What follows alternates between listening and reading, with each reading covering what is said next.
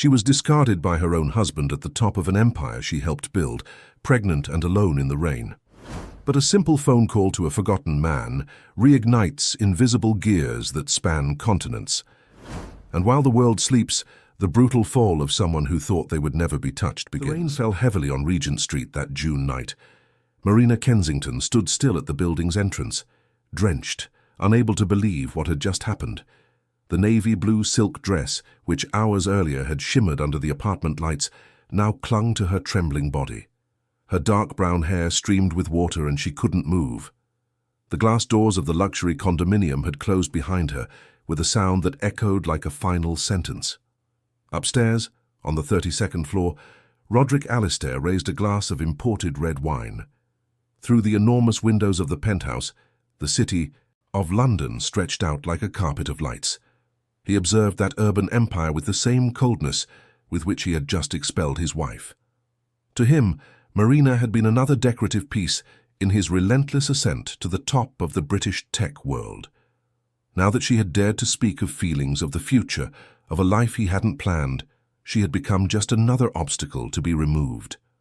Marina remembered everything, every word, every gesture, every second of that conversation that had destroyed her world.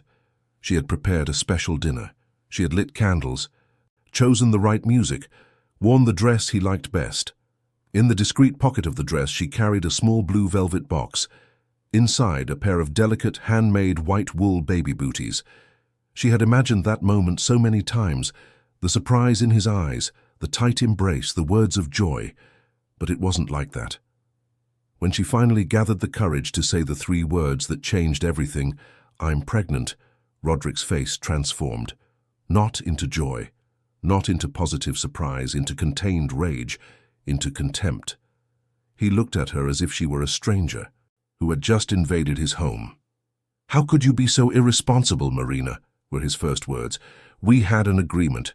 My career is at its peak. This isn't the time for this." And then came the cruelest blow. "How do I know it's mine?" Marina felt the ground disappear beneath her feet. Roderick knew her every move. He knew she barely left the house, that she spent her days painting in her private studio, that she lived for him. Those words weren't seeking the truth. They were seeking to hurt her, to destroy her. She tried to argue, but every word that came out of her mouth was met with more coldness. When he finally ordered her to leave, Marina still thought it was a moment of fleeting anger. But then the security guard appeared, and she understood. Roderick had planned this. The humiliation burned more than the cold rain. Marina began to walk aimlessly through the wet streets of central London. Cars passed, splashing water onto the pavements. The lights of the shop windows seemed to mock her. How had she come to this? How had she allowed her life to be reduced to so little? She who had been Marina Kensington, the muse of tech events, the woman everyone wanted to photograph, whose smile graced magazines and specialized websites. For 3 years, she had helped Roderick build his public image. She had been by his side at every launch, every award ceremony, every dinner with investors. But she no longer knew that man. Or perhaps she had never truly known him. Marina remembered when they met, 4 years ago, at a charity event at the Tate Modern. She was a young painter beginning to gain recognition. He, an ambitious entrepreneur with a promising startup. Roderick had been charming, attentive, said all the right words. In 6 months they were married. In a year he had convinced her to set aside individual exhibitions to focus on supporting him. Her art had become a hobby, her identity, an extension of his. And now here she was, discarded as if she had never mattered. Marina stopped in front of an old telephone booth on Oxford Street. It was rare to find one still working, but there it was, like a remnant of another time. She searched the pockets of her drenched dress. A few coins, it was enough. Her fingers trembled as she dialed the number she knew by heart, but had rarely used in recent years. Roderick had always made it clear he didn't like her family. He said they were old-fashioned, provincial, stuck in the past. Marina, wanting to please him, had gradually distanced herself. The phone rang 3 times before the deep, deliberate voice answered. "Father," was all Marina could say before the tears finally came. She tried to explain, but the words came out jumbled between sobs. On the other end of the line, Henry Kensington didn't need detailed explanations. The silence that followed was not empty. It was the silence of someone processing information, making decisions, activating resources. "Stay where you are, Marina. You're safe now." 20 minutes later, a discreet black car pulled up beside the booth. The driver, a middle-aged man Marina recognized from the time she still visited her parents' house, opened the back door without a word. She got in, and the vehicle silently drove towards the Surrey Hills in West London. The Kensington family mansion was hidden among ancient trees, protected by high walls and discreet security. There, Marina had grown up in a world different from what Roderick imagined. Henry Kensington waited at the entrance. He was a 65-year-old man with grey hair combed back, discreet framed glasses, and a dark suit even at that hour of the night.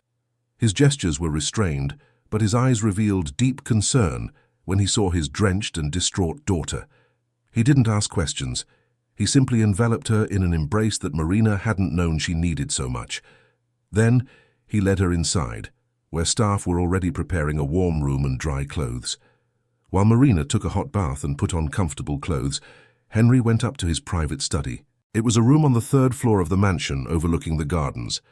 The walls were panelled with dark wood, and shelves filled with books covered two sides of the room, but it wasn't an ordinary office. There, Henry conducted business that few knew about.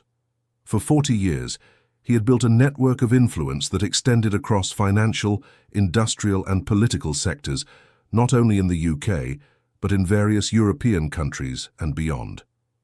Roderick Alastair had always considered him a relic of the past, a traditional businessman, stuck in old methods. He couldn't have been more wrong. Henry Kensington was a strategist who had learned the art of silent power. He didn't appear on magazine covers, he didn't give interviews, he didn't post on social media. But when he moved a piece on the chessboard, entire empires felt the tremor. And that night, while his daughter rested after the trauma, Henry began a sequence of moves that would start to dismantle Roderick Alastair's world. The first call was to an old colleague in Zurich, the second to a fund manager in New York, the third to a political consultant in Westminster. Henry didn't raise his voice in any of them. His instructions were precise, surgical. He didn't speak of revenge, he spoke of necessary adjustments, of market corrections, of information that needed to come to light. Each phone call lasted less than 5 minutes, but each of them would initiate a chain reaction that Roderick would never be able to trace back to its origin. Meanwhile, in the apartment on Regent Street, Roderick Alastair opened a bottle of 20-year-old Scotch whiskey. He felt relieved. Marina had always been beautiful, pleasant, useful for his image, but lately she had started talking about feelings, about building a family, about him working less, things that didn't fit into his worldview. And that pregnancy story, well, he didn't believe it. It was probably a desperate attempt by her to keep him tied down. Roderick didn't get tied down to anyone. He had other plans, plans that involved the international expansion of his company, InnovateCore, into Asian markets. Plans that included Olivia Mason, the marketing director who had been occupying more and more space in his thoughts. Olivia was different from Marina, ambitious, pragmatic, aligned with his vision. At last week's gala event, he had noticed Marina's gaze when Olivia approached. Jealousy, insecurity, weaknesses Roderick wouldn't tolerate. Marina belonged to a chapter he was ready to close. Now, on that rainy night, as he drank alone overlooking the city he believed he had conquered, Roderick Alastair had no idea he was already a man in freefall. Marina woke the next morning in a room she hadn't seen in almost 2 years. The thick curtains kept the sunlight partially blocked, creating a cozy twilight. She lay there for a few minutes, trying to process if all that had really happened. Her hand instinctively went to her belly. Inside, a life was growing, a life Roderick had rejected before even knowing it.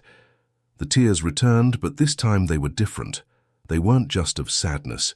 They were of a slow anger, of a deep pain, but also of something new that was beginning to awaken.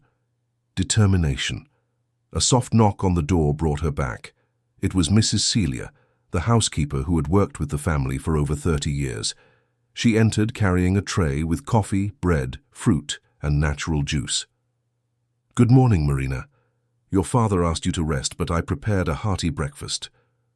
The grey-haired woman smiled tenderly, and Marina felt a pang in her heart.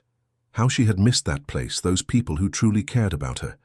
"Thank you, Celia," she murmured. The housekeeper adjusted the pillows and opened the curtains a little before discreetly leaving. While Marina had breakfast, Henry Kensington had already been in his morning routine for hours. He had woken at 5 in the morning, taken his 10-kilometer walk through the property's gardens, showered, and had been in his study since 6:30. Before him, 3 computer screens showed financial charts, real-time news from different continents, and emails arriving non-stop. But Henry wasn't checking his own companies at that moment. He was meticulously studying Innovate Corp, Roderick Alastair's company. What he saw there was fascinating. Roderick had built a valuable company, no doubt.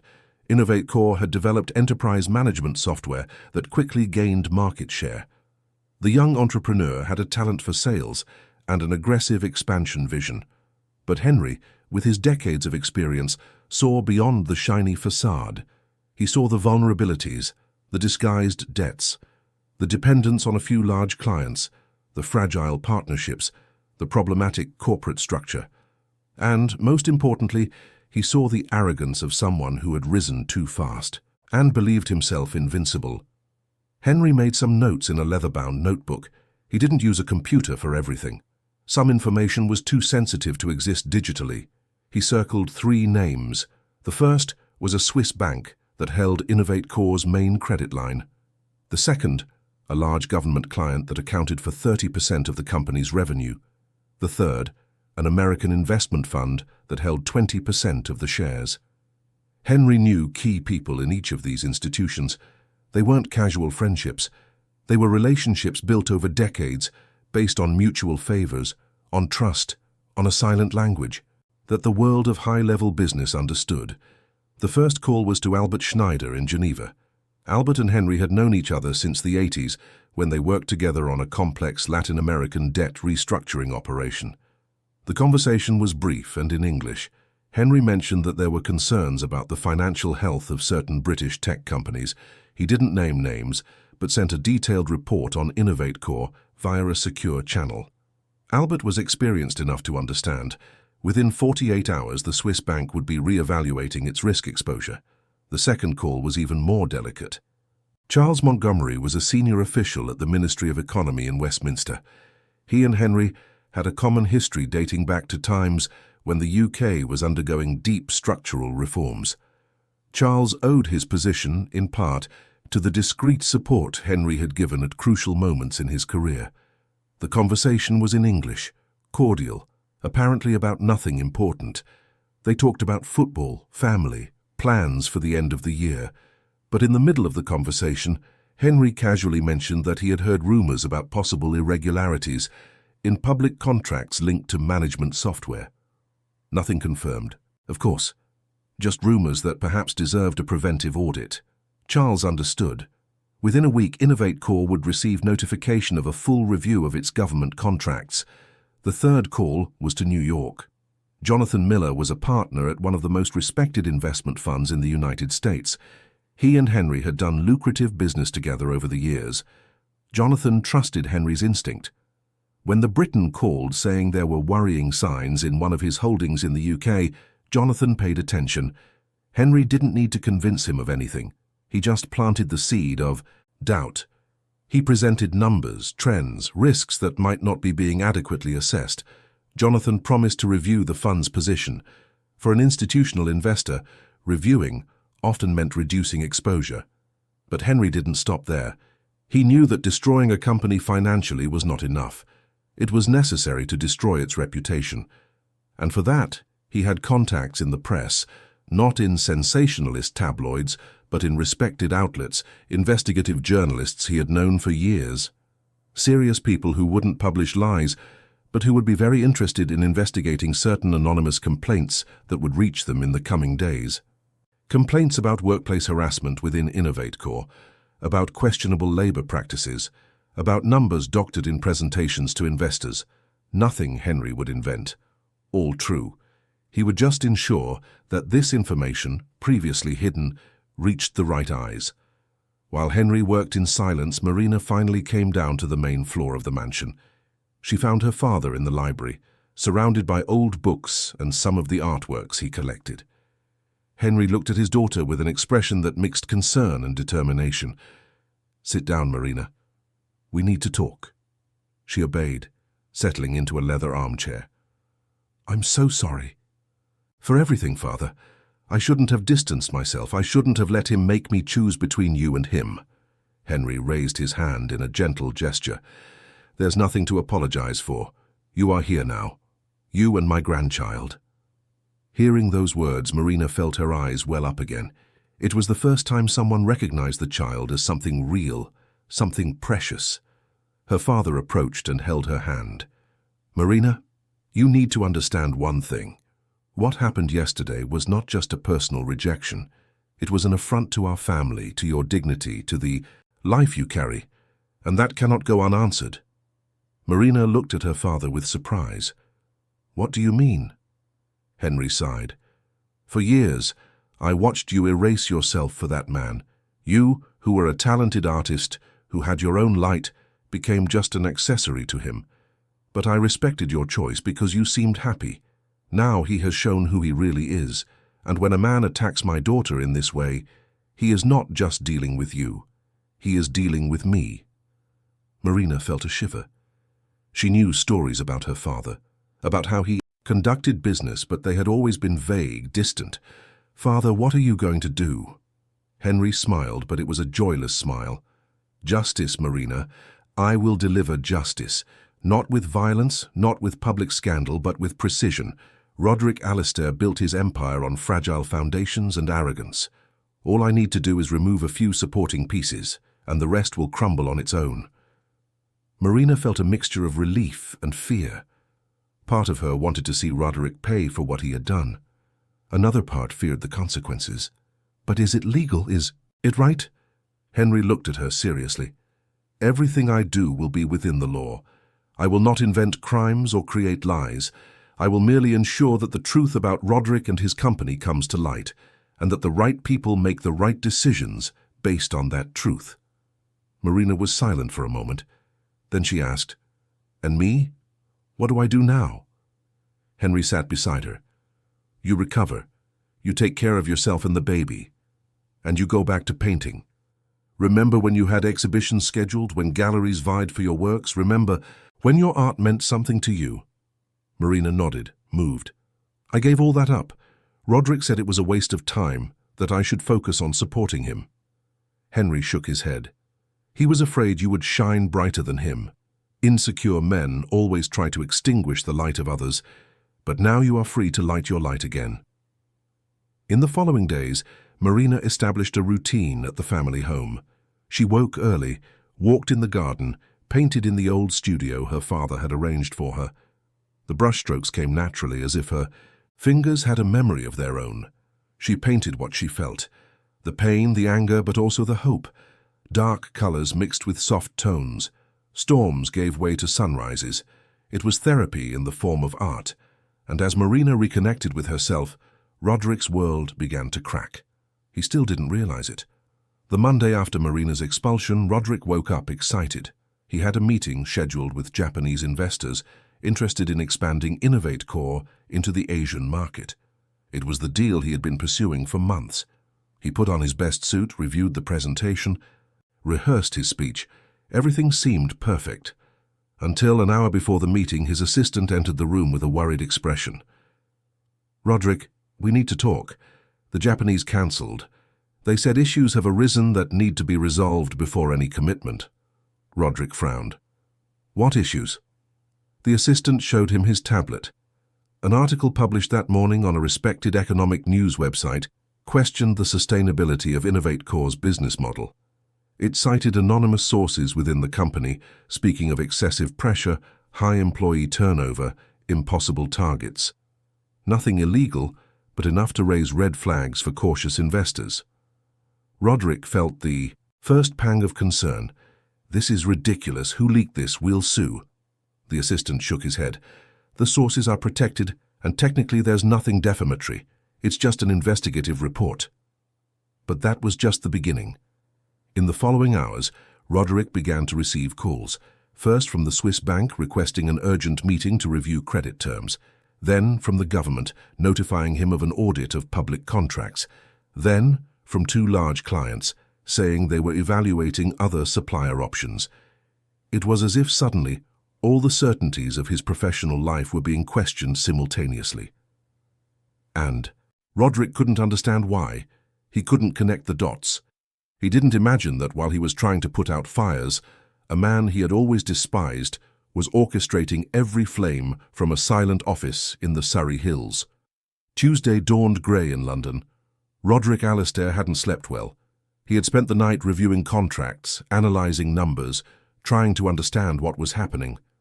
At 7 in the morning, he called an emergency meeting with his board of directors. Innovate Corps' conference room, usually a space for celebrating victories, was filled with tension. Around the table, 6 executives looked at him, waiting for answers Roderick didn't have. "Someone is sabotaging us," Roderick began, his voice louder than usual. "This is no coincidence. A negative article, audits, banks reviewing credit, all at the same time. Someone orchestrated this." Olivia Mason, the marketing director, who had been growing closer to Roderick, leaned forward. "But who? Who would be interested in harming us? We don't have competitors with that level of influence." Roderick slammed his hand on the table. "That's exactly what we need to find out. I want a full investigation. Trace everything, talk to our contacts. Someone knows something." As the meeting unfolded in increasingly desperate tones, a message arrived on Roderick's phone. It was from his personal lawyer. "We need to talk urgently. Come to the office as soon as possible." Roderick felt his stomach clench.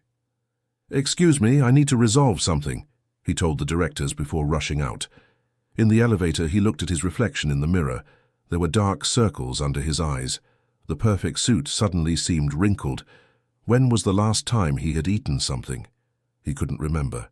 At the lawyer's office, located in an elegant building in Canary Wharf, Roderick was greeted by Dr. Frederick Benson, a 50-year-old man with a grave expression. "Sit down, Roderick, we have a serious problem." The lawyer placed a folder on the table. "You've been notified of a divorce petition." Roderick almost laughed. "Marina? She's filing for divorce? Perfect. I was going to do it anyway. Just process it and resolve it quickly." Dr. Benson shook his head slowly. "It's not that simple. The accusations are serious. Mental cruelty, abandonment, infidelity, and there's additional information. She's pregnant." Roderick's world stopped for a second. Pregnant. He had thought Marina was bluffing that night, or that, if it were true, she would simply give up. He never imagined she would have the courage to go through with it, much less file for divorce. And the accusations. "This is ridiculous. I was never unfaithful." Dr. Benson sighed. "We have employee testimonies about your behavior with Ms. Mason. Emails, messages, photos at events. Nothing conclusive, but enough to create a narrative. As for cruelty, expelling a pregnant woman from her home on a rainy night won't be looked upon favorably by any judge." Roderick felt anger boil within him. This is a setup. Marina would never have the courage to do this alone. Someone is behind this. The lawyer opened another page of the document. "Yes, her lawyer is Charles Drummond, from Kensington and Associates." Roderick frowned. "Kensington? Her father?" Dr. Benson confirmed. "Henry Kensington is one of the founding partners of the firm, although he is officially retired. But yes, it's the family firm." Roderick laughed, but it was a bitter laugh. "So that's it. The old man decided to play daddy's girl. He thinks he can intimidate me with lawsuits. I have the best lawyers in London." But even as he said this, Roderick felt a pang of doubt. He had always underestimated Henry Kensington, the traditional, discreet businessman who avoided the spotlight. Roderick saw him as someone stuck in the past, irrelevant to the modern business world. But what if he was wrong? What if the old man had more power than he appeared to? No, Roderick pushed that thought away. He was just paranoid because of the stress. Coincidences happened. Business crises were normal. He would overcome all this, as he always overcame obstacles. While Roderick tried to convince himself that he had control of the situation, in a commercial tower in the heart of the City of London, Three executives from a large British investment fund held a video conference with Jonathan Miller from New York. Jonathan was direct. "We are concerned about InnovateCore. The numbers don't add up as they should. The dependence on government contracts is too high.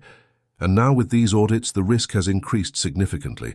I recommend reducing our position," one of the British executives argued. "But if we sell now, we will put even more pressure on the stock price." Jonathan was inflexible. "Precisely why we need to sell now while there's still liquidity. If we wait, it might be too late." The decision was made.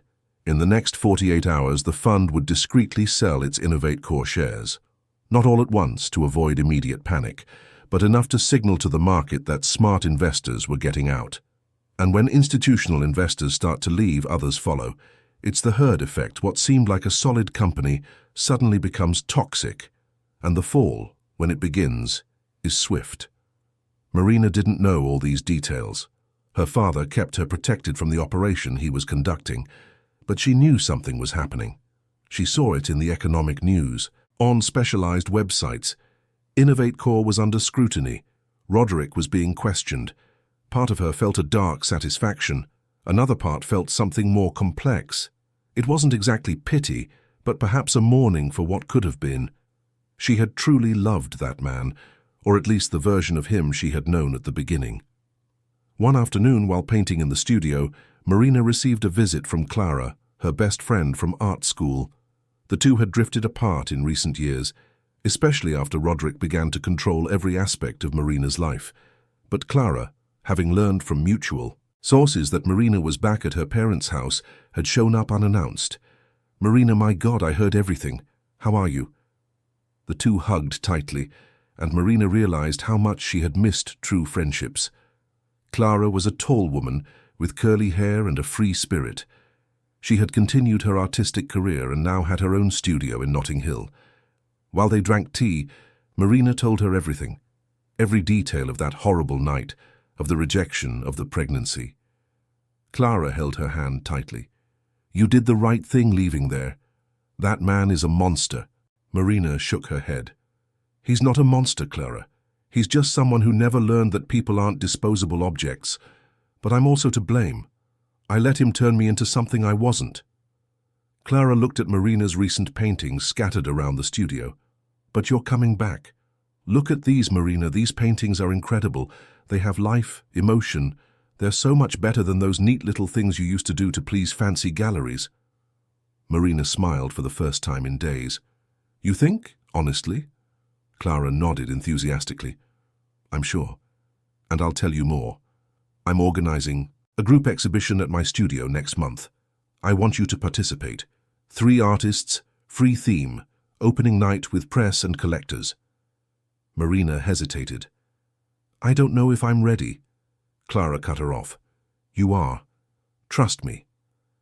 While Marina considered the possibility of returning to the art world, Roderick faced another difficult meeting, this time with representatives from the Swiss bank. Via video conference, 2 executives from Geneva, led by Albert Schneider, coldly explained that they were re-evaluating InnovateCore's credit line. "Mr. Alistair, we understand that your company is undergoing a period of public scrutiny. This increases our risk. We require additional guarantees or a reduction in exposure." Roderick tried to argue present numbers, make promises. But the Swiss were intransigent. The decision had already been made. Credit would be reduced by 40%. 40%. Roderick did quick mental calculations. This meant serious cash flow problems. It meant delaying payments to suppliers. It might even mean laying off employees. How had this happened so fast? A week ago, everything was perfect. Now, it was as if the ground was disappearing beneath his feet. After the video conference ended, Roderick was alone in his office. He looked out the window, at Regent Street below. So many times he had felt on top of the world in that office. Now he felt vulnerable. His phone rang. It was Olivia. "I need to see you. Urgent. Can it be at your apartment?" Roderick hesitated for a second, but agreed. An hour later, Olivia arrived at the penthouse. She was visibly nervous. "Roderick, we need to talk about us." He frowned. "Us?" Olivia sighed. Everyone in the company is talking. They say your ex-wife is suing you for infidelity and that I'm the other woman. This is damaging my reputation. Roderick felt angry. There is no us, Olivia. We were just friends. Olivia looked at him with disbelief. Friends? Roderick, you openly flirted with me. You invited me to private dinners. You sent suggestive messages. He became defensive. I was married. There was never anything physical between us. Olivia crossed her arms. But there was intent. And now I'm being dragged into your marital scandal. Roderick realized he was losing another supporter. Olivia had always been someone he thought he could trust professionally, perhaps even romantically in the future. But now he saw fear and distance in her eyes. She was protecting herself, and when she left the apartment half an hour later, with a cold but polite goodbye, Roderick understood that he was becoming alone. That night, for the first time in years, Roderick felt something he never thought he would feel. Fear. Not the healthy fear that motivates, but the paralyzing fear of someone who realizes they have lost control. He poured a generous measure of whiskey and sat on the leather sofa. The apartment was too silent. When Marina lived there was always soft music, the smell of food being prepared, life. Now it was just an empty, cold space. He looked at a framed photo on the shelf. It was of him and Marina on their wedding day 4 years ago. She smiled radiantly. He looked confident, invincible. Where had that couple been lost? Or had they never been real? Roderick shook his head, pushing away sentimental thoughts. This was weakness. Marina had made her choice by filing for divorce. He would make his by fighting to regain control of his company and his life. But even as he made that decision, he ignored that, with each passing hour, more pieces were being removed from his chessboard. And that the man he had most underestimated in life was just beginning his strategy of complete deconstruction. 2 weeks after Marina had been expelled, the storm Henry Kensington had orchestrated reached its maximum intensity. On a Thursday morning, Innovate Corp's shares plummeted 28% at market open. It was a brutal fall, the kind of collapse that sends investors into a panic and economic journalists writing articles about the end of an era. The immediate trigger was the news that 3 major corporate clients had terminated their contracts, citing concerns about the company's operational continuity. Roderick was in his office when he received the call from the chairman of the board. "We need an emergency meeting. Shareholders are desperate." The voice on the other end trembled. Roderick felt his blood run cold. "How much time do I have?" The answer was dry. 2 hours. Come prepared to explain how we're going to reverse this." Roderick hung up and looked at his computer screens. Red numbers everywhere. His personal wealth, which he had estimated at almost £100 million 3 weeks ago, had shrunk by half. And it continued to fall. The meeting was torture. In a conference room filled with serious faces, Roderick tried to present a recovery plan. He would cut costs, renegotiate debts, seek new investors. But every proposal was met with skepticism. One of the board members, a veteran banker, was direct. "Roderick, you've lost the market's confidence. It's not a matter of numbers now, it's a matter of credibility. And your credibility is destroyed." Another board member added, "There are rumors about your personal life, contentious divorce, pregnant wife expelled from home. This doesn't help the company's image." Roderick exploded. "My personal life has nothing to do with the company. This is a distraction. What matters are the results." The silence that followed was awkward. Finally, the chairman spoke cautiously. "Roderick, I think you need to consider the possibility of stepping aside temporarily. Let someone else take over while things calm down." Roderick felt as if he had been punched in the stomach. "Step aside from my own company? I created this. I built everything from scratch." The chairman nodded. "And that's why you must protect what you've built. Sometimes the founder needs to take a step back for the good of the company." But Roderick wasn't ready to accept that. He refused categorically. "I'm not leaving. This is mine. I will fix this." The meeting ended without consensus, but Roderick knew he was losing support even within the board he had helped form. When he returned to his office, he found 2 disturbing emails. The first was from a business magazine requesting an interview about accusations of a toxic work environment at InnovateCore. The second was from a law firm representing 3 former female employees who alleged workplace harassment and discrimination. They were preparing a class action lawsuit. Roderick couldn't understand. How was everything collapsing at the same time? It was as if every aspect of his life, professional and personal, was under coordinated attack. And in a way it was, although he still hadn't connected all the dots. He couldn't imagine that every phone call, every article, every lawsuit, every investor decision was part of a carefully planned choreography by a man he had considered insignificant. Meanwhile, at the house in the Surrey Hills, Marina lived a completely different reality. Her belly was starting to round slightly, and she had had her first appointment with an obstetrician recommended by her father. "Everything is perfect, Marina. Your baby is developing very well," the doctor had said with a warm smile. Marina held the ultrasound image with emotion. There was her child, small but real. A life that depended on her, a life she would protect from everything and everyone.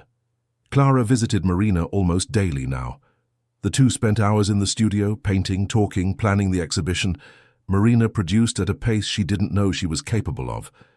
It was as if years of repressed creativity were finally finding an outlet. Every brushstroke was a liberation, every completed canvas, an affirmation that she existed independently of Roderick. Clara watched in admiration. "You are creating your best work, Marina. This is going to make an impact, I'm sure." The exhibition was scheduled for 10 days later. Clara had organized everything with precision. Invitations were sent to collectors, art critics, cultural journalists. The chosen title was Marina's suggestion, Renaissance. It was literal and symbolic, a rebirth of her as an artist, as a woman, as a person. And unbeknownst to her, Henry was using his contacts to ensure the right press attended. Not through obvious favors, but through discreet suggestions to culture editors who respected his judgment. One afternoon, Marina was in the garden when Henry joined her. "Father, can I ask you a question?" He nodded. "Always." Marina hesitated before continuing. "What exactly did you do? With Roderick, I mean. I know something is happening. I see it in the news. His company is in crisis." Henry was silent for a moment, then replied carefully. "I merely ensured that truthful information reached the right people. That decisions that should have been made long ago were finally made. Roderick was always careless, arrogant. He built on sand, not on rock. All I did was reveal the fragility of the foundation." Marina processed that. "So you didn't destroy his company. You just revealed what was already there," Henry agreed. "Exactly. Well-managed companies with solid fundamentals survive scrutiny. InnovateCore was always on the verge of collapse. Roderick just disguised it well." Marina looked at her father with a mixture of admiration and unease. "You're scary when you want to be, you know?" Henry smiled slightly. "Power without wisdom is tyranny. Wisdom without power is impotence. I've learned over decades to use both with precision. And I only use them when something truly important is at stake. You and my grandchild are important." That same night, Roderick received another devastating piece of news. His accountant called in a panic. "Roderick, we have a huge problem. HMRC has initiated a full audit of your personal and company finances."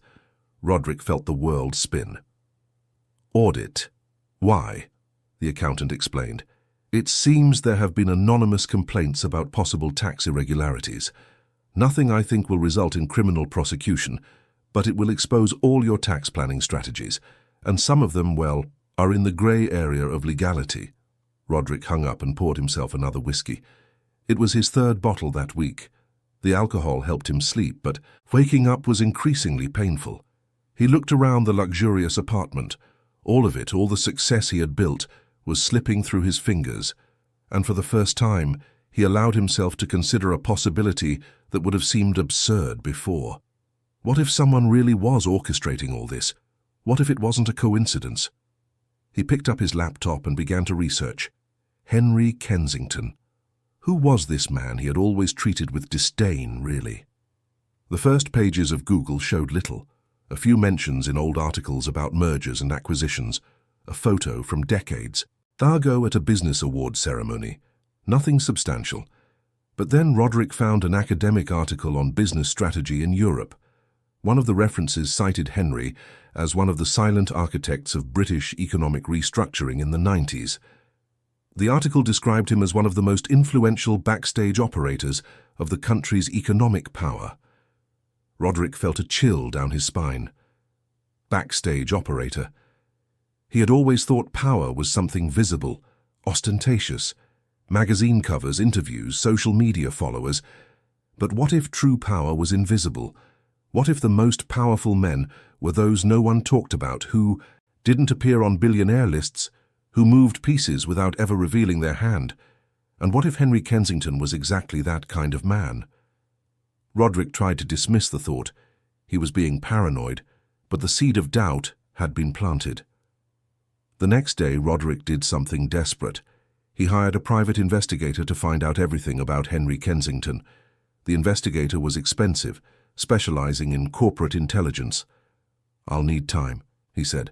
"That kind of person leaves few traces, but I'll find out what I can." Roderick didn't have time, but he had no choice. He needed to understand what he was fighting against, or whom. Meanwhile, the date of Marina's exhibition approached. She finalized 15 paintings for the event. Each one told a story. There was a series called Storm that depicted female figures amidst torrential winds and rain.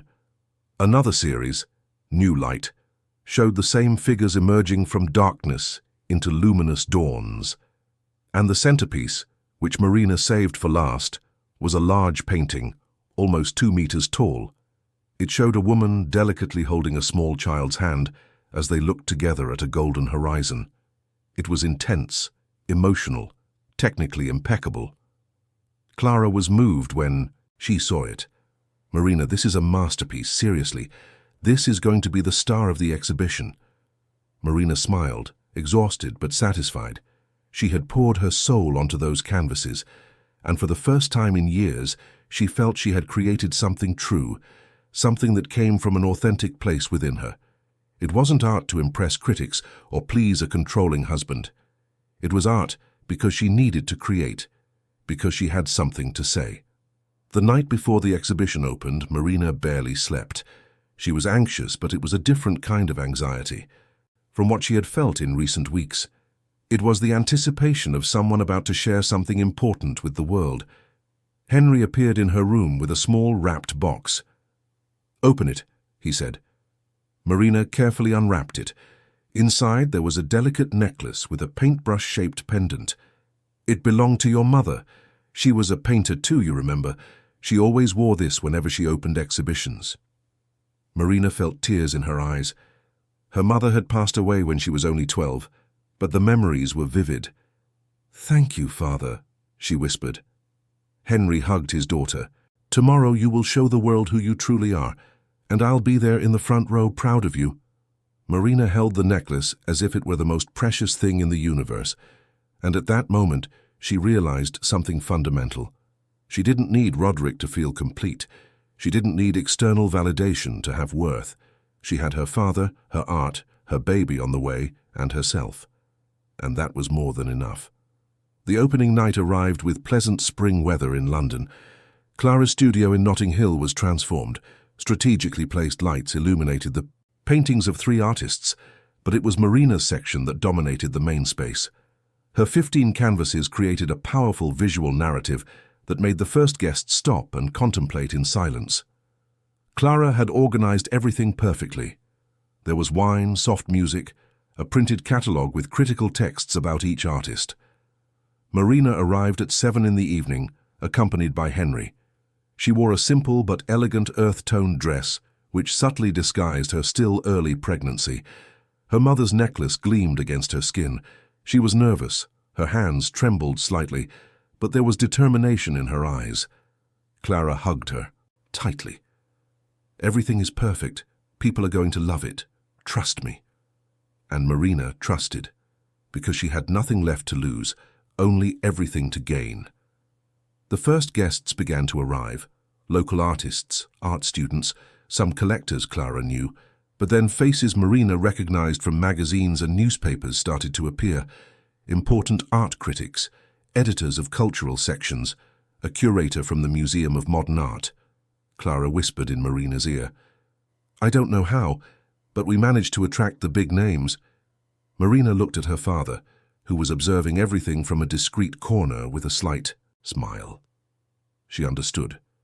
Henry had used his network of contacts once again, but this time to help her shine. A renowned critic, Paul Davies, stopped in front of the central painting. He studied the work for long minutes before approaching Marina. "Are you the artist?" Marina nodded, trying to control her nervousness. He looked at her with genuine interest. "How many years have you been painting?" Marina took a deep breath. "Since I was a child, but I stopped for a while. These works are from my return." Paul nodded thoughtfully. "That explains the intensity. There's an emotional urgency here that I rarely see in contemporary artists. You're not trying to please anyone. You're just expressing yourself. That's rare and precious." Throughout the evening, other similar conversations took place. People approached Marina, asked questions, complimented, discussed techniques and themes. Marina discovered that she could talk about her art with passion and clarity. She didn't need to pretend or perform, just be honest. One of the paintings from the Storm series sold in the first hour. Then another. Clara could barely contain her excitement. "Marina, you're selling. And these aren't cheap sales. These are serious collectors." Marina felt a wave of emotion. It wasn't about the money. It was about being recognized for what she had created, for her talent, for her worth as an artist. Henry observed everything with discreet satisfaction. He was not a man of emotional displays, but the sparkle in his eyes revealed deep pride. At one point, Paul Davies approached him. "Are you related to the artist?" Henry confirmed. "I am her father." Paul extended his hand. "Congratulations. Your daughter has exceptional talent. I'll write about this exhibition in my column." Henry shook his hand firmly. "I appreciate it, but I'm sure she earned this recognition on her own merit." Paul smiled. "No doubt, art doesn't lie. Either it's genuine or it's nothing, and her work is profoundly genuine." While Marina experienced a night of artistic rebirth, Roderick experienced the opposite. He was in his apartment, alone, watching the economic news. InnovateCore continued in freefall. That afternoon, the board of directors had voted. By 5 votes to 2, they decided to temporarily remove him from the CEO position. A financial director would take over as interim, while they sought an external executive to lead the recovery. Roderick had fought, yelled, threatened to sue, but in the end he had no choice. Either he accepted the temporary removal or he would be permanently dismissed. The humiliation was unbearable. Roderick had built that company from scratch. Every initial line of code, every presentation to investors, every closed contract. Everything had been done by him. And now he was being pushed aside as if he were a problem to be solved. He poured more whiskey, but this time even the alcohol didn't ease the pain. The apartment was dark. He didn't even have the energy to turn on the lights. He sat on the floor leaning against the sofa, and for the first time in his adult life, Roderick Alistair cried. It wasn't crying of anger or frustration. It was crying of defeat, of the realization that he had lost complete control of his life. And in the midst of that crying, a memory emerged. Marina, months ago, trying to talk to him about feelings, about building a life together, about slowing down. He had completely ignored her. He had said she didn't understand the business world, that she was naive, that she should just support him silently. And she had obeyed until she couldn't take it anymore. What? If he had listened, would everything be different? Roderick pushed the thought away. It was too late for speculation. The investigator Roderick hired finally delivered a preliminary report. It was a 20-page document that Roderick read with increasing apprehension. Henry Kensington was not just a traditional businessman. He was one of the most influential men in the UK, but he operated in the shadows. He had discreet stakes in dozens of companies, contacts at all levels of government, relationships with business leaders in various countries. He was an unofficial advisor to international financial institutions. He had the trust of people who moved billions with a word. The report also revealed something disturbing. In the last 3 weeks, companies linked to Henry had discreetly increased stakes in strategic sectors, and some of these stakes coincided with Innovate Corps' suppliers and partners. Roderick felt his stomach churn. It was coordinated, everything was coordinated. They weren't coincidences, it wasn't bad luck, it wasn't the market reacting naturally. It was Henry Kensington, methodically, silently, dismantling Roderick's empire piece by piece, and Roderick had no way to prove anything.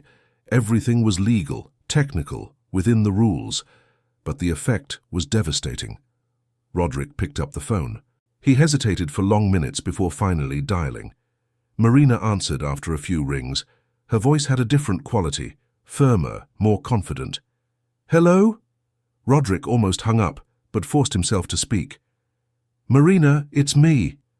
Silence on the other end. Then, coldly, "What do you want, Roderick?" He didn't know exactly what to say. "I need to talk to you, and to your father." Marina laughed, but it was a humorless laugh. "Now you want to talk? Now that your company is collapsing? Now that you're alone?" Roderick swallowed his pride. "Please, I know I made mistakes. I just need to understand what's happening." Marina was silent for a moment. Then she replied in a voice Roderick didn't recognize. "What's happening is that consequences exist, Roderick. You treated me like trash. You threw me out, pregnant, in the rain. You questioned the paternity of your own child, and you thought there would be no repercussions." Roderick tried to argue. "I was angry. I didn't think straight. I can make amends. We can talk about this like adults." Marina interrupted him. "There's no conversation, Roderick. There's a divorce process underway. My lawyers are handling it. And as for the rest, well, perhaps you should reflect on how you built your empire. At how many people's expense? How many lives did you step on?" The call ended there. Marina hung up. Roderick stared at the phone, feeling more lost than ever. She had changed. The submissive, complacent Marina he had known no longer existed. In her place was a woman with a backbone, with her own voice. And strangely, Roderick felt something he hadn't expected. Respect. Perhaps even regret. But these were feelings too late, too useless. Back in the studio, Marina put away the phone with slightly trembling hands. Henry approached. "He called?" Marina nodded. "He wanted to talk. Says he made mistakes." Henry placed a hand on his daughter's shoulder. "And what did you tell him?" Marina looked at her father. "That consequences exist. That he reaps what he sows." Henry nodded. "Very good. Never forget your worth, Marina. Men like Roderick only respect strength. And you have finally found yours." The exhibition continued for another 2 hours. By the end of the night, Marina had sold 8 of the 15 paintings. Critics promised glowing reviews. Collectors left cards asking to be informed about future works. Clara was radiant. "Marina, you're back. No, you're better than ever." Marina hugged her friend with gratitude. "Thank you for believing in me when I didn't believe in myself." Clara smiled. "I always knew you were special. You just needed to remember it." When Marina and Henry returned home that night, she felt different. It wasn't just the success of the exhibition, it was an internal, profound change. She realized she had survived what seemed to be the end of everything. She had been rejected, humiliated, thrown out of her own life. And yet she had risen. She had created art, reconnected with herself, found strength she didn't know she possessed. The baby inside her kicked for the first time. Marina placed her hand on her belly and smiled. "We're going to be okay," she whispered. "I promise." Henry watched his daughter with satisfaction. His part was almost complete. Roderick was professionally and personally destroyed. Marina was recovering and flourishing. Justice, at least as Henry understood it, was being served, not through violence or illegality, but through surgical precision. Every action had been calculated, every move measured, and now only the final move remained. The message that would make it clear to Roderick, and to anyone who might attempt something similar in the future. Messing with his family had a price, and he would ensure that price would be remembered. A week after Marina's exhibition, Roderick received a letter. It wasn't electronic, but physical, delivered by messenger in a thick paper envelope with no identified sender. Inside, a single card with an address in the Surrey Hills and a scheduled time for the next day. Nothing more. No explanation, no signature. But Roderick knew. It was Henry Kensington, the invitation he had asked for, but in a way that made it clear who controlled the situation. Roderick spent the night sleepless. Part of him wanted to ignore the invitation, maintain some shred of pride. Another part knew he needed to understand. He needed to look into the eyes of the man who had destroyed his life and ask why. The next morning he put on a suit he used to wear for important meetings. Now, it seemed only a fragile armor. He drove himself to the Surrey Hills. He wanted no witnesses, no driver. It was a journey he needed to make alone. The Kensington property was impressive in a way Roderick hadn't expected. It wasn't modern ostentation, but old solidity. High walls covered in ivy, wrought iron gates, an avenue of ancient trees leading to the mansion. Roderick was greeted by the same driver who had picked up Marina that rainy night, weeks ago. The man led him in silence to Henry's study on the 3rd floor. Henry stood by the windows, observing the gardens. He turned when Roderick entered. The two men stared at each other for long seconds. Henry gestured to an armchair. "Please sit." Roderick obeyed, but maintained a rigid posture. Henry settled behind his mahogany desk. "I imagine you have many questions," the elder began. Roderick tried to keep his voice steady. "It was you, everything. The stock crash, the loss of contracts, the banks, the press. Everything was orchestrated by you." Henry didn't deny it. He just nodded calmly. "Yes." Roderick felt anger boil. "Why? Because your daughter and I broke up. Marriages end. That didn't give you the right to destroy my life." Henry interrupted him with a low but cutting voice. "It wasn't because the marriage ended. It was because of the way you treated my daughter," Roderick tried to argue. "I was angry. I said things I shouldn't have. But she's fine now. She's even selling paintings, living comfortably here. What difference does it make?" Henry leaned forward. "What difference does it make? You threw a pregnant woman out of her home in the middle of the night, in the rain, without money, without a destination. You questioned the paternity of your own child. You publicly humiliated her through your inappropriate relationship with your subordinate. And you think that doesn't deserve consequences?" Roderick became defensive. "Consequences within the law, perhaps, an expensive divorce, alimony. But destroying my company, that's revenge, not justice." Henry leaned, back in his chair. "Let me explain something about justice, Roderick. For 40 years I've built a reputation based on a simple rule. I don't meddle in other people's business without reason. I don't use power on a whim. But when someone attacks my family, when someone harms people I love, I respond. And I respond in a way that the lesson is learned not only by the aggressor, but by all who might consider something similar in the future." Roderick felt a chill run down his spine. "So this was a demonstration, an example?" Henry agreed, "if you prefer to see it that way." But Roderick wasn't ready to accept complete defeat. He still had questions. How? How did you do all this without leaving a trace?" Henry allowed himself a slight smile. "Relationships, Roderick, something you never truly valued. For decades I built a network of trust. I helped people at crucial moments. I did honest business. I earned respect. When I need something, I don't need to threaten or bribe. I just present facts and let intelligent people make intelligent decisions. Your Swiss bank didn't cut credit because I ordered it. It cut it because the numbers truly warranted concern. I just made sure they looked closely." Roderick began to understand the magnitude of what he faced. This was not an enemy who used brute force, but someone who manipulated reality so subtly that it seemed natural. "And you'll never be caught," Roderick said, more as a statement than an accusation. Henry agreed. "Because I did nothing illegal. I didn't forge documents. I didn't invent scandals. I didn't buy testimonies. I merely accelerated processes that were already underway. Your company had structural problems. I just made sure they came to light faster." Roderick knew it was true. Innovate Core had always operated on the edge. He had just been good at hiding the cracks. Henry continued, "But there's something you need to understand. This wasn't just about punishment. It was about teaching. You built an empire based on arrogance and disrespect. You stepped on people because you could. You treated employees as disposable pieces. You treated Marina as a decorative accessory. You believed that power was only about money and visible influence. But true power is about responsibility. It's about using your position to protect, not to destroy.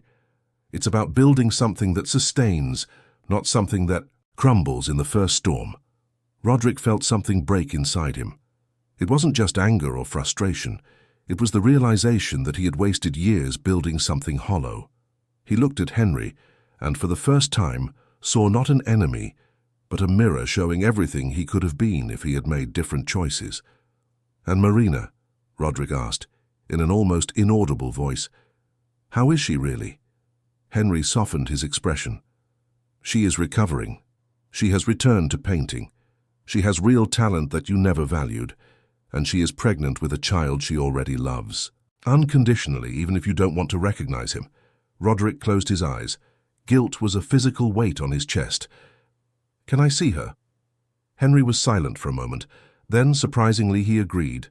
"If she wants to see you, yes, but under my conditions. No manipulation, no attempts to win her back, just an honest conversation." Roderick nodded. "I accept. I need to apologize, truly." Henry studied the younger man's face. "I will ask her, but I promise nothing. You destroyed her trust. That cannot be rebuilt with an apology." Henry called Marina on the phone. She was in her studio.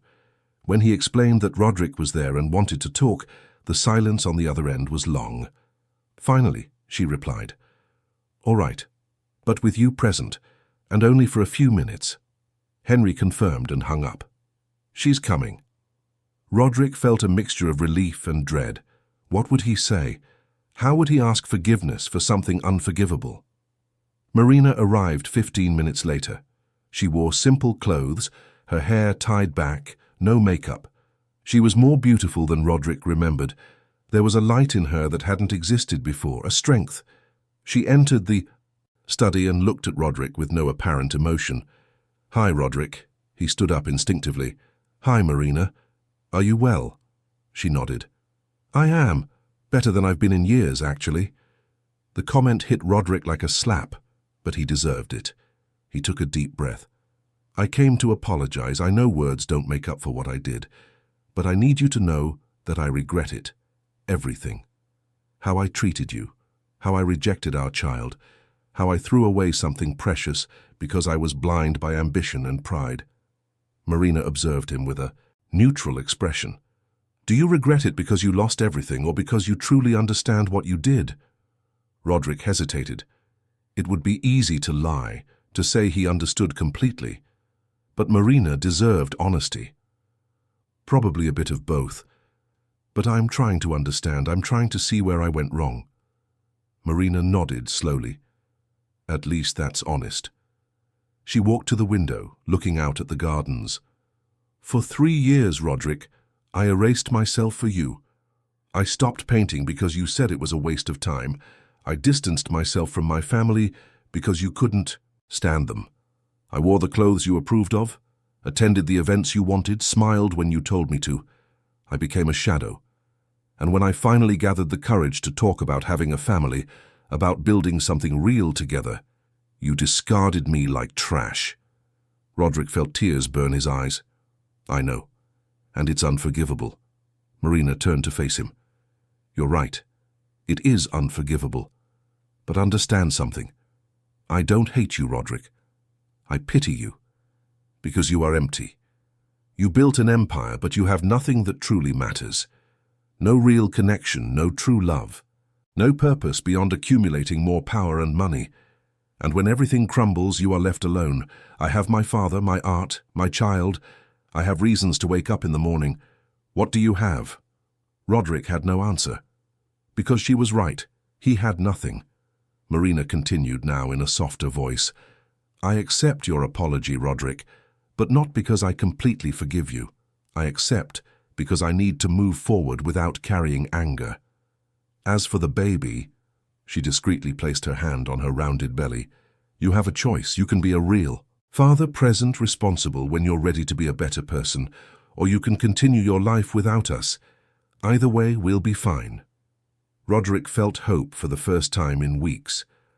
I want to be a father. I want to know my son. But I understand if you don't trust me now, I will prove it with actions, not with words. Henry, who had observed everything in silence, finally spoke. Roderick, I will be very clear. If you demonstrate real change, if you rebuild your life on solid foundations, there will be space for you in this baby's life. But if you try to manipulate Marina again, if you cause her any additional suffering, what happened to your company will be child's play compared to what I will do. Is that understood? Roderick nodded emphatically. I understand, and I accept your conditions. I just want a chance to make things right. The meeting ended soon after. Marina left first, not without exchanging a look with her father that communicated volumes. Henry accompanied Roderick to the exit. Before he left, the older man said one last thing. Real power is not destroying others, Roderick. It's building something that stands the test of time. It's creating legacies that matter. You are still young, you can still learn, but you need to choose a different path. Roderick nodded, humble for the first time in years. I will try. I don't know if I can, but I will try. Henry briefly placed a hand on his shoulder. Then there is hope. 6 months passed since that meeting at the mansion in the Surrey Hills. The world had changed for everyone involved, but in completely different ways. Marina was 8 months pregnant. Her belly was now prominent, and she moved with the careful grace of someone carrying a precious life. The studio her father had prepared had become her sanctuary. There she painted every day, creating works that increasingly gained recognition in the London art scene. The exhibition at Clara's studio had been just the beginning. In the following weeks, Marina had received invitations to participate in group shows at renowned galleries. Critics began to follow her work. An important collector had bought 3 of her paintings at once. Art magazines published articles about her triumphant return. But the most important thing was not external success. It was how Marina felt internally. For the first time in years, she was complete. She needed no validation from anyone but herself. Clara visited almost daily, helping Marina with preparations for the baby's arrival. The two transformed one of the mansion's rooms into a cozy nursery. Walls painted in soft shades of blue and white, a handmade mobile crafted by Marina herself, shelves with children's books that Henry had been quietly collecting. Everything was ready for the arrival of little Gabriel, the name Marina had chosen in honor of her maternal grandfather, whom she had barely known. Henry observed everything with a sparkle in his eyes. That surprised even the oldest staff in the house. He, who had always been reserved, contained, now allowed himself to show emotion when he spoke about the grandchild who was coming. He had ordered a small playground to be built in the gardens. He had bought an entire library of books on parenting and child development. He was genuinely excited to be a grandfather, and Marina realized that this child was already loved even before birth. Roderick, on the other hand, lived a completely different reality. Innovate Corps had declared administration 2 months after his removal. The company he had built was being dismantled and sold in parts. Investors lost millions. Employees were laid off. The name Roderick Alistair, once synonymous with success, became an example of arrogance and mismanagement. He had lost almost everything. The apartment on Regent Street had been sold to pay debts. The luxury cars, the expensive watches, the designer clothes, all liquidated. But something unexpected had happened to Roderick in the process of losing everything. He had begun to find himself. Without the shield of success, without the armor of wealth, without the mask of the powerful CEO, Roderick was forced to confront who he truly was. And he didn't like what he saw. An empty, arrogant man who had stepped on people because he could, who had confused power with worth. But unlike many who simply sink into self-pity, Roderick made a decision. He would change. Truly. He had moved to a simple apartment in East London. He had found a job as a consultant in a small startup, using his technical knowledge but without the leadership position he had once demanded. He earned a fraction of what he used to earn, but it was honest. He had started therapy, something he had always considered a weakness. In the sessions, he deconstructed years of toxic behaviors, of distorted beliefs about success and human worth, and perhaps most importantly, Roderick had respected Marina's space. He hadn't tried to contact her directly. Instead, he sent a handwritten letter each month through the lawyers, updating her on his life, on the changes he was making, on how he was learning to be a better person. He didn't repeatedly ask for forgiveness. He didn't beg for chances. He merely documented his journey of transformation. Marina read each letter carefully. Henry did too, checking for signs of manipulation. But the letters were genuine, vulnerable, honest. On a sunny March morning, Marina woke feeling something different, mild but regular contractions. She called Mrs. Celia, who immediately mobilized the entire household. Henry was in a meeting in London, but dropped everything when he received the call. Marina was taken to a private hospital in the region, accompanied by Clara and the housekeeper. Henry arrived an hour later, finding his daughter already settled in a comfortable room, surrounded by competent doctors and nurses. Labor lasted 7 hours. They were hours of pain, of effort, of moments when Marina doubted if she could do it. But Henry held her hand the whole time. Clara wiped her sweat, the nurses encouraged her. And finally, at 3:42 in the afternoon, Gabriel was born. A healthy baby boy weighing 3 kilograms and 400 grams, with strong lungs that announced his arrival into the world with a vigorous cry. Marina held her son for the first time and felt something indescribable. It was pure, unconditional love, the kind that transforms and defines. She looked at that perfect little face, at his closed eyes, at his tiny hands, and knew with absolute certainty that everything she had gone through was worth it. All the pain, all the humiliation, all the struggle, because it had brought her to this point, to that perfect moment of holding her son in her arms. Henry watched the scene with tears in his eyes. His daughter had become a mother. The cycle of life continued, stronger than any storm. When Marina asked if Roderick knew about the birth, Henry confirmed. "I sent a message through the lawyer. He replied asking permission to send something." Marina nodded. The next day, a small box arrived at the hospital. Inside, a pair of white wool, baby booties, identical to the ones Marina had carried in her pocket that terrible night months ago. Along with them, a card with a few words written in a trembling hand. For Gabriel. A silent request for forgiveness, and a promise that, when the time is right, I will be ready to be the father he deserves. Roderick. Marina held the booties and cried. They were not tears of anger or resentment, but of hope. Perhaps Roderick really was changing. Perhaps there was a future where Gabriel could know his father. Not now, not while the wounds were fresh, but someday, if Roderick continued to prove that the change was real and permanent. Marina carefully put away the booties. They were a symbol of possibilities, of second chances, that even from the worst storms, something new could be born. The first months with Gabriel were intense. Sleepless nights, endless diapers, constant breastfeeding, but also moments of pure joy. The baby's first smile, the first time he strongly gripped Marina's finger, walks in the garden with Henry carrying his grandson with reverent care. Clara photographing every moment. The house that was once silent was now full of life, of baby noise, of laughter, of movement. Marina returned to painting when Gabriel was 3 months old, not with the same intensity as before, but in stolen moments between feedings and naps. And she discovered that motherhood had brought a new dimension to her art. Her paintings now explored themes of unconditional love, protection, female strength, cycles of life. An important gallery in London offered her a solo exhibition for the following year. Marina accepted, but on her terms. She would not be a slave to deadlines or expectations. She would create in her own time, following her inspiration. Roderick continued his journey of reconstruction. A year after the fall, he was working at an NGO that taught programming to young people from disadvantaged communities. He used his technical skills for something that truly mattered. The salary was modest, but the satisfaction was real. He continued to send monthly letters, now including small drawings for Gabriel, even knowing the baby couldn't appreciate them yet. He didn't ask to visit. He didn't pressure. He merely documented that he was there, working on himself, waiting for the day when he might be allowed to be part of the life he had helped create. On an autumn afternoon, Marina took Gabriel to the studio.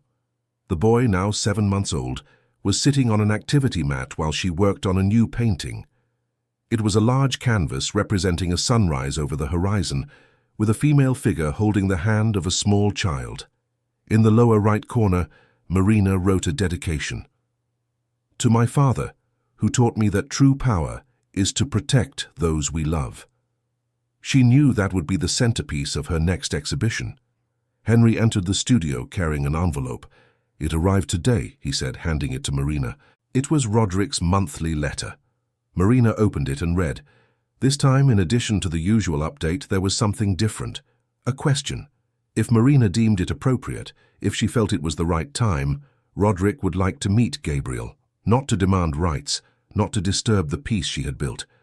Just to see his son's face once, so the boy would know he had a father who, despite all his mistakes, was trying to be better. Marina looked at Gabriel, who was happily drooling over a colorful toy. Then she looked at her father. "What do you think?" Henry sat beside her. "I think that decision is yours, Marina. But I can tell you what I observe. Roderick has been consistent for over a year. There have been no signs of manipulation, no pressure. He is truly changing. That doesn't erase what he did, but it shows that people can grow." Marina nodded thoughtfully. "Maybe it's time. But with clear limits. A brief meeting here at home, with you present." Henry agreed. "Your terms. Always your terms." The meeting was scheduled for a Saturday morning. Roderick arrived punctually, driving a simple car, wearing casual clothes. He was different. Thinner, with some lines of expression that hadn't existed before, but also with something in his eyes Marina hadn't seen in years. Humility. He entered the room where Marina waited with Gabriel in her lap. "Hi, Marina," Roderick said softly. "Hi, Roderick," Marina replied, her voice calm but guarded. "This is Gabriel." Roderick approached slowly, like one approaching something sacred. He looked at his son for the first time, and Marina saw tears stream down his face. "He's beautiful," Roderick whispered. "He looks like you." Marina allowed herself a small smile. "He has your eyes." Roderick asked permission with a glance before extending his hand. Gabriel, curious like any child, grabbed his father's finger. And in that simple moment, something healed. Not everything. Not completely, but enough to plant a seed of possibility. The visit lasted only 30 minutes. Roderick didn't try to prolong it. He thanked her for the opportunity, promised to continue proving he deserved to be in Gabriel's life, and left. Marina watched out the window as he drove away. Clara, who had observed everything from afar, approached. "How do you feel?" Marina thought for a moment. "Hopeful, cautiously hopeful." Clara hugged her. "Friend. That's already a lot." The following months established a routine. Roderick visited Gabriel once a month, always under supervision, always respecting Marina's boundaries. Gradually, very gradually, a peaceful coexistence formed. It wasn't love, it wasn't complete forgiveness, but it was a path that would allow Gabriel to know both parents, each with their flaws and virtues, each trying to do their best within their capabilities. Marina opened her solo exhibition in a prestigious gallery in Shoreditch. It was an absolute success. All 20 paintings were sold on opening night. Critics praised her artistic evolution, her courage in exploring profound themes, her impeccable technique. But for Marina, the most important moment was no sale or critique. It was when, in the middle of the crowded gallery, she held Gabriel in her arms and looked at the painting she had dedicated to her father. Henry was beside them, a hand on her shoulder. And Marina felt deep gratitude. Gratitude for having survived, for having found strength, for having created beauty from pain. That night, after everyone had left, Marina returned alone to her studio at home. She sat before a blank canvas and, for the first time in months, didn't know what to paint. Not because she was blocked, but because she was complete. Her journey through the storm had brought her to this point. A whole woman, a dedicated mother, a recognized artist, a beloved daughter. She picked up the brush and began to trace soft shapes. She would let the paint guide her. She would let creation flow naturally. Because she had finally learned the most important lesson. She didn't need to control everything. She just needed to trust the process, trust herself, and allow life with all its twists and turns to take her where she needed to be. Roderick, in his simple apartment on the other side of the city, looked at the photo of Gabriel that Marina had allowed him to take. It was his only decoration. Beside it, the drawings and letters he had sent his son over the months. He knew he had a long road ahead. He knew he might never fully regain Marina's trust. But for the first time in his life, he wasn't focused on the destination. He was focused on the journey, on being a little better each day, on eventually deserving the title of father. Henry sat in his study, looking at the illuminated city below. He had done what was necessary. He had protected his family. He had taught a lesson that would resonate for years. But most importantly, Marina had flourished. She was no longer the insecure young woman who had erased herself for a man.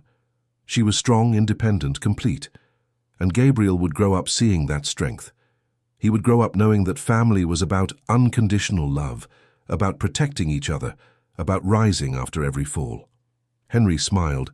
His legacy was assured, not in companies or fortunes, but in values transmitted, in love multiplied, in generations that would know the difference between power and arrogance. The story of Marina, Roderick, and Henry didn't have a perfect ending because real life doesn't have perfect endings. It had an honest ending. An ending where scars remained but healing happened, where mistakes had consequences but also opportunities for growth, where justice was served not through blind revenge, but through surgical precision, where a woman discovered that surviving was not enough when one could flourish, and where a man learned painfully that true success is not measured in money or power, but in how well you treat the people who depend on you. That night in London, 3 people in different parts of the city looked up at the same starry sky.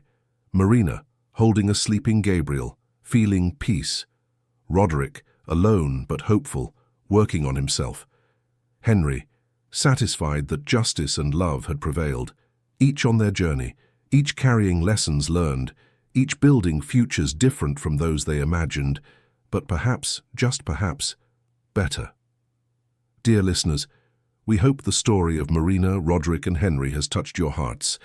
This narrative about power, redemption, and rebirth reminds us that the choices we make define who we are, and that it's never too late to change. To continue this emotional journey, we have prepared a special playlist with equally captivating stories. Find it here by clicking on the left of your screen. If this story resonated with you, don't forget to subscribe to our channel and like the video. Every day we bring unique stories that explore the complexity of human relationships, love, family, and overcoming challenges. Don't miss our upcoming content. Share in the comments what most caught your attention in this story. Which moment touched your heart the most? Do you believe Roderick deserves her second chance? We look forward to reading your opinions. Until the next story.